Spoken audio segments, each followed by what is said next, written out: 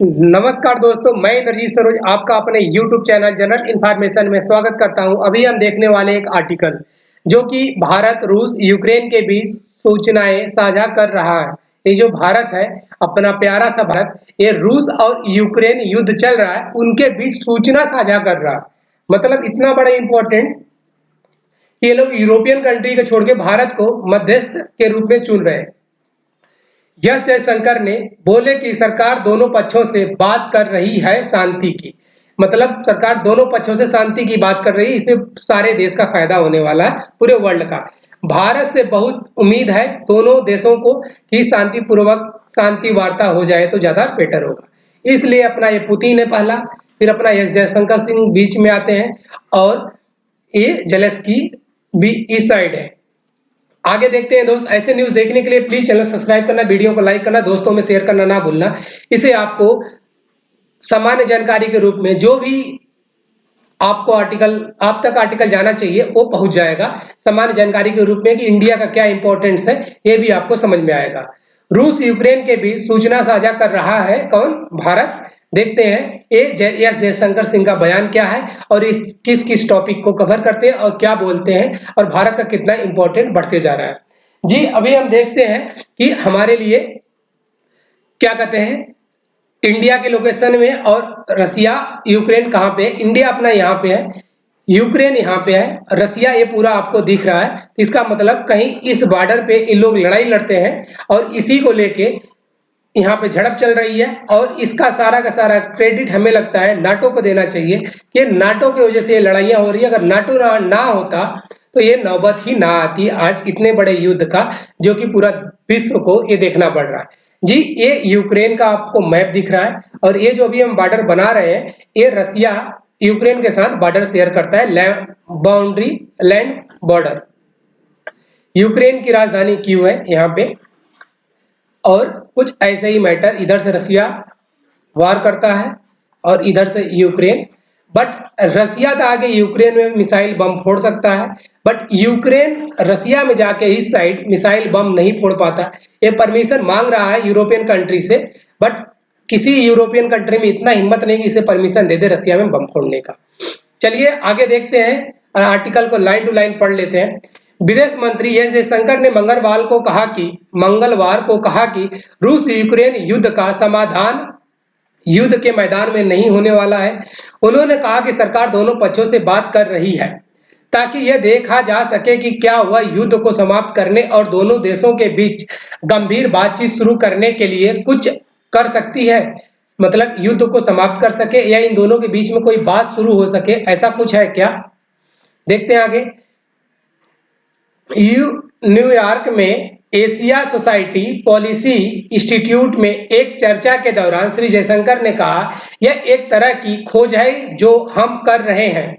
मेरा मतलब है ऐसा नहीं कि हमारे पास कोई शांति योजना है। इनका हमारे पास कोई शांति योजना है, लेकिन एक ऐसी तरह का खोज है जिससे हम कर रहे हैं कि शायद इससे हो सके। मंत्री ने कहा कि सरकार एक पक्ष के साथ हुई बातचीत को दूसरे पक्ष के साथ साझा कर रही है। उन्होंने कहा, मेरी समझ से दोनों पक्ष इसकी सराहना करते हैं। उन्होंने कहा कि ऐसे बहुत कम देश और नेता हैं जो दोनों पक्षों के से बातचीत करने की इच्छा या क्षमता रखते हैं। उनका कहने का मतलब है कि कोई ऐसा देश नहीं है जिस कोई नेता या फिर उस देश का कोई भी उच्च नागरिक बातचीत करने का क्षमता रखता हो, ना ही कोई किसी की ऐसी इच्छा है जिसके लिए भारत यह काम कर रहा है। इसका मतलब कि भारत शांति के लिए चाह रहा है कि शांति हो जाए। उनकी टिप्पणी प्रधानमंत्री नरेंद्र मोदी द्वारा संयुक्त राष्ट्र महासभा सत्र के दौरान यूक्रेनी राष्ट्रपति जेलेंस्की से बात करने के एक दिन बाद आई है। जब जेलेंस्की से प्रधानमंत्री जी बात किए थे उसके बाद ये टिप्पणी बाहर आई थी। श्री मोदी अगस्त के अंत में कीव में थे, जिसके बाद उन्होंने रूसी राष्ट्रपति पुतिन और अमेरिकी राष्ट्रपति बाइडेन दोनों से बातचीत की। मतलब सारी बात, पहले रसिया की बात, फिर यूक्रेन की बात, फिर इन दोनों का जो भी वर्ल्ड लीडर बोलता है अपने आप को, अमेरिका, उसके राष्ट्रपति से इन्होंने बात की कि देखिए रसिया में ये चल रहा है, यूक्रेन में ये चल रहा है और आपके दिल में ये चल रहा है, आप क्या चाहते हो उस दुनिया को पता है। तो ऐसी बातें हैं। राष्ट्रीय सुरक्षा सलाहकार अजीत डोभाल ने भी इस महीने की शुरुआत में सेंट पीटर्सबर्ग में ब्रिक्स एनएसए की बैठक के दौरान श्री पुतिन से मुलाकात की थी। जो ब्रिक्स का बैठक चल रहा है उसमें जब एनएसए बात करते हैं बैठ के, कहाँ गए यहाँ पे, तो उन्होंने उस टाइम भी पुतिन से बात किया था। इसका मतलब देश के लीडर से सीधे बात हो रहा है। बिना शर्त सहायता, पड़ोसी देशों के साथ संबंधों के बारे में बोलते हुए श्री जयशंकर ने कहा कि भारत श्रीलंका और बांग्लादेश के साथ उनकी आंतरिक राजनीतिक गतिशीलता को नियंत्रण करने के उद्देश्य से वित्तीय सहायता और परियोजनाओं में शामिल नहीं है। मतलब इनका कहने का मतलब कि जो पड़ोसी देश के संबंध के बारे में किसी ने पूछा तब इन्होंने बताया कि भारत श्रीलंका जो अपने नीचे पाया जाता है साउथ में, और बांग्लादेश जो अपने ईस्ट के साइड में पाया जाता है, इन दोनों के आंतरिक जो इनके पॉलिटिकल राजनीति गतिशीलता है इसमें नियंत्रण रखने के लिए हम थोड़े वित्तीय सहायता देते हैं और इनके परियोजनाओं में हम शामिल नहीं होते। इसका मतलब कि वहां अगर कुछ होता है तो उसमें हम शामिल नहीं होंगे, कोई टिप्पणी नहीं करते, हम सिर्फ थोड़े से पैसे देकर अपना, इनको लगता है कि शांति रहे भाई, बगल में हो तो इतना वो नहीं होना चाहिए। उन्होंने कहा कि भारत ने श्रीलंका को जो लगभग 4.5 बिलियन डॉलर की वित्तीय सहायता दी है, मतलब 5 बिलियन डॉलर अप्रोक्सीमेट इन्होंने श्रीलंका को सहायता दे दिया, वो शर्तों के साथ नहीं दी गई थी। मतलब कि अगर आप ये 5 बिलियन हमको रिटर्न नहीं करते हो तो हम आपका ये जमीन, ये पोर्ट ले लेंगे, ऐसा कोई शर्त चाइना के जैसा नहीं है। हमने सिर्फ मदद कर दी है, इनको जब होगा तब ये रिटर्न करेंगे। उन्होंने 2022 में द्वीप राष्ट्र के आर्थिक संकट के चरम पर श्रीलंका को दिए गए बेल आउट का जिक्र किया कि 2022 में श्रीलंका दिवालिया ही होने वाला था, लेकिन तब तक हमने उसे बचा लिया। क्योंकि अगर आपके कंट्री के आसपास कोई भूखा है, तब एक तो वो वहां की जनता भूखा है तो आपके तरफ खाना है तो यहाँ आके आप ही के सहायता परेशान करेंगे, या फिर यहाँ कोई आपका दुश्मन देश आके फंडिंग कर दे, इसे खरीद ले, इसका आइलैंड यूज कर ले, जिससे वहां का वो पोर्ट कब्जा कर लिया चाइना है, तो हमारे लिए सर दर्द है। तो हमारा दुश्मन हमारे पास ना आए, इसलिए अपने पड़ोसी को कुछ पैसे देकर हम उसको शांति पूर्वक सब कुछ सही सलामत रखें, बट उसके पॉलिटिक्स में हम इंटरफियर ना करें, ये जयशंकर जी का कहना है। श्रीलंका और बांग्लादेश को दी गई बिना शर्त सहायता के बदले में लाभ की स्पष्ट कमी के बारे में पूछे गए एक सवाल का जवाब देते हुए उन्होंने कहा, ऐसा नहीं था कि हमारे पास कोई राजनीतिक शर्तें थी।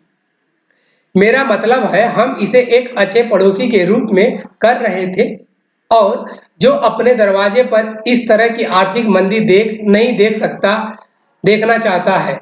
मतलब हम अपने दरवाजे के पास में ऐसी आर्थिक मंदी नहीं देख सकते। जो मैंने मेन रीजन बताया क्या करने का है, वो रीजन आपको समझ में आ गया हो कि हम किसी अपने पड़ोसी देश को पैसा क्यों देते हैं, उसको सहायता क्यों करते हैं, ताकि हमारे करीब हमारा दुश्मन देश ना आ जाए।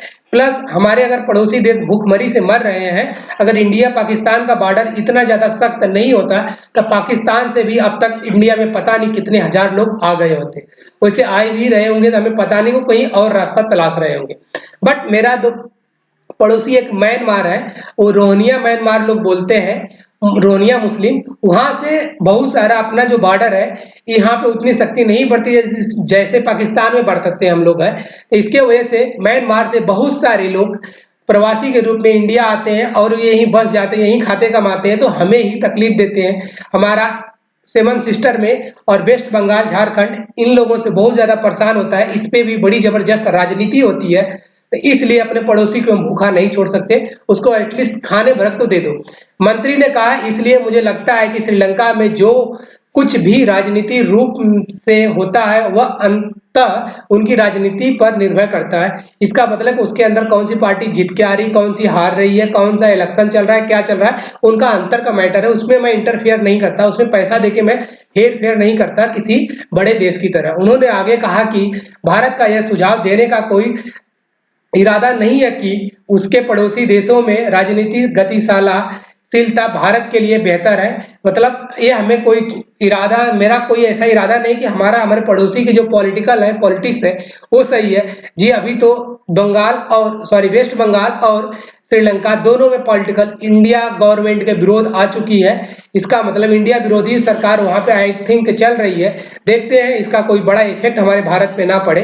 बाकी उनके गवर्नमेंट से भी बात करने का, अच्छा तालमेल रखने का कोशिश किया जाएगा। प्रश्नकर्ता ने शेख हसीना प्रशासन के पतन के बाद बांग्लादेश में अल्पसंख्यकों की, विशेष रूप से हिंदुओं और बुद्धों पर हमलों के बारे में पूछा था। मोदी प्रशासन ने पहले भी अन्य देशों में हिंदू अल्पसंख्यकों और मंदिर पर हमलों का मुद्दा इन देशों की सरकारों के समक्ष उठाया है। इन्होंने कहा कि हमने उन सरकार, जो भी गवर्नमेंट है वहां पे, हमने उनसे ये बात की हुई है कि आप ऐसे नहीं कर सकते, अल्पसंख्यक को परेशान नहीं कर सकते। मोदी गवर्नमेंट बात कर रही है। श्री जयशंकर के अनुसार बांग्लादेश का मामला थोड़ा अलग था और भारत को संयुक्त परियोजनाओं से भी लाभ हुआ था। उन्होंने कहा, इसलिए मैं आपसे आग्रह करूंगा कि आप इसके बारे में नीतिवादी आप न बने। उन्होंने आगे कहा, ऐसा नहीं है कि भारत पर हर पड़ोसी के हर राजनीतिक कदम को नियंत्रित करना चाहता है। मतलब भारत ऐसा नहीं है कि किसी भी अपने पड़ोसी देश को, कि वहाँ हमारे पसंद की सरकार नहीं चाहता, बट हाँ कुछ ऐसे चुनिंदे बड़े देश हैं कि जो कि पैसे देकर वहाँ सरकार बदल देते हैं, तकलीफ पहुंचाते हैं वहाँ के नागरिकों को, मारपीट होती है, प्रॉपर्टी डिस्ट्रॉय होता है, तोड़-फोड़ होता है। ये सब कुछ बड़े देश चाहते हैं, वो करते भी हैं। थैंक यू दोस्तों। ये आर्टिकल अगर अच्छा लगे तो प्लीज चैनल सब्सक्राइब करना, वीडियो को लाइक करना, दोस्तों में शेयर करना ना भूलना। थैंक यू सो मच दोस्त।